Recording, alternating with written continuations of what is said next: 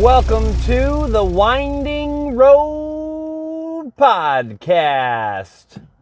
These are my thoughts. This is my journal. What's your journal?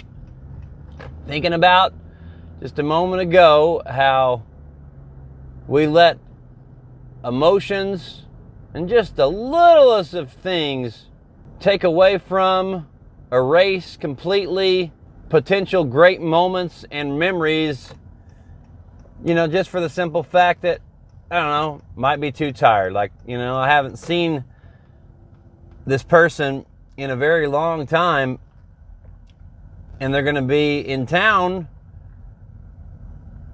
and I'm telling my buddies, I'd like to see him. I may try to stop by, after I get off work, we'll see how late it is, see how tired I am, see how good the night goes. Yeah, I'd like to see him, but then I just make all these excuses as to why I might not, go see him. You haven't seen him in so long. When's the chance you're going to get to see them again? It's like, who gives a shit if you're a little bit tired, or you might get an hour or two less of sleep? If whatever it is you're doing is more important, then do it. Don't get caught up in the little small things that stop you from the big things, man, and from making those moments. Another example. No person has got kids, want to go do something family related.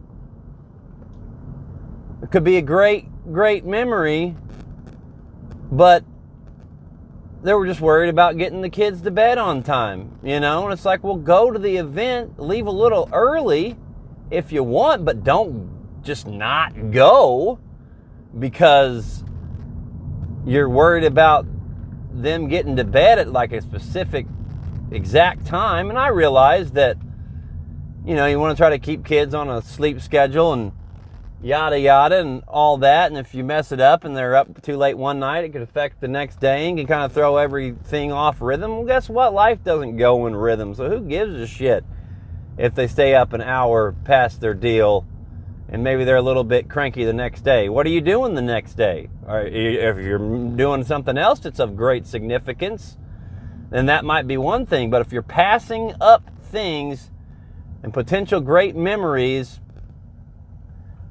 for just trivial bullshit excuses, I encourage you not to do that. Like, we just go every single day, man. I feel like a lot of us do. I do it at times, just looking at that stuff and just passing it off, thinking that it's okay to miss out on potential memories. You don't know when is the last time you're ever going to see somebody. So if you got a chance to go see them, then do it, man. Or if you got a chance to do things with your family and your friends, don't make excuses.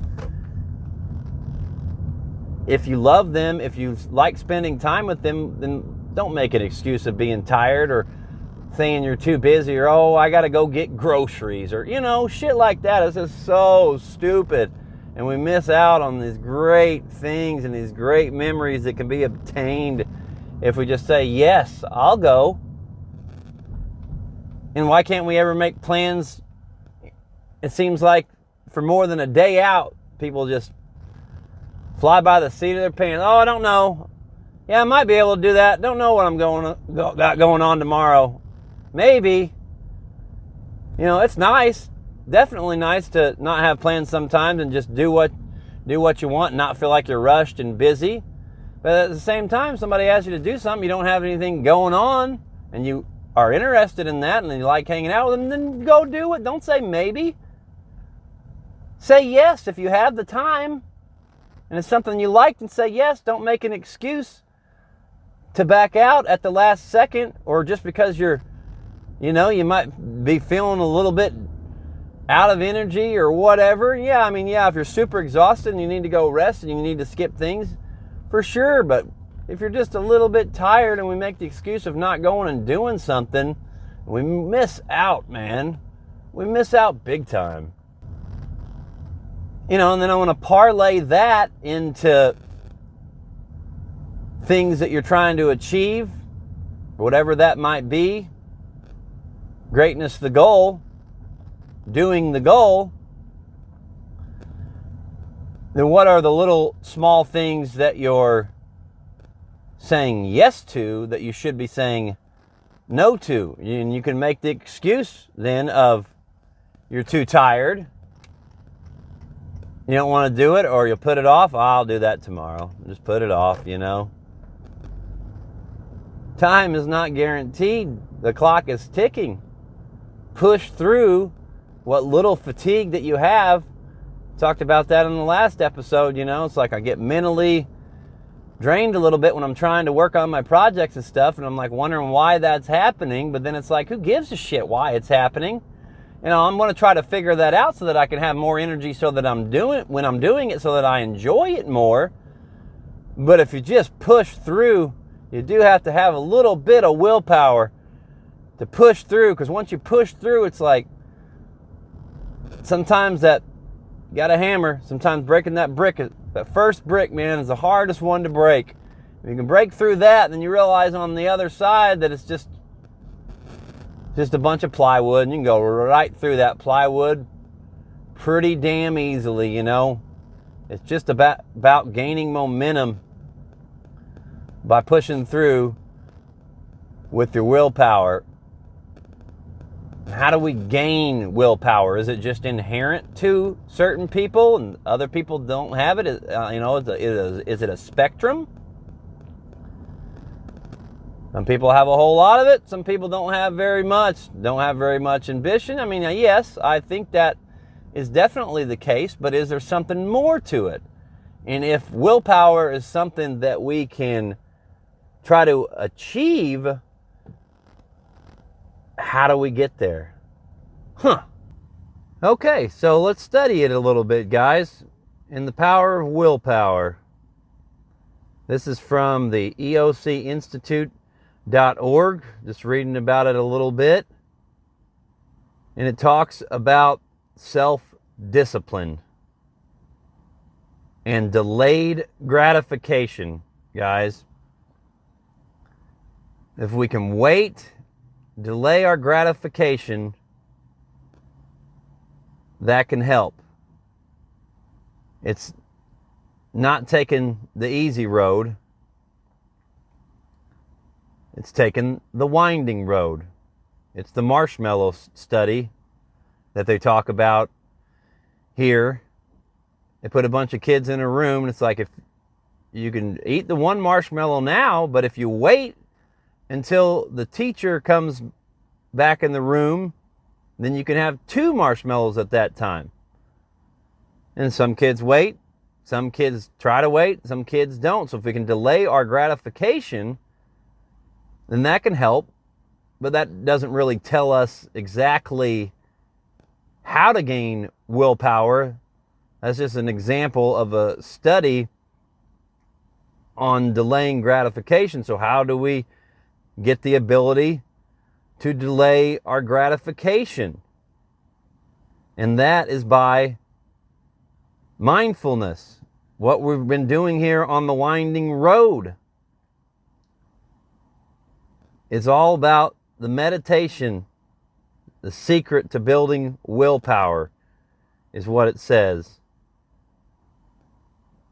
Transforming my life is definitely possible. Transforming your life is definitely possible. To get the light back in your eyes, you need to fortify your inner world.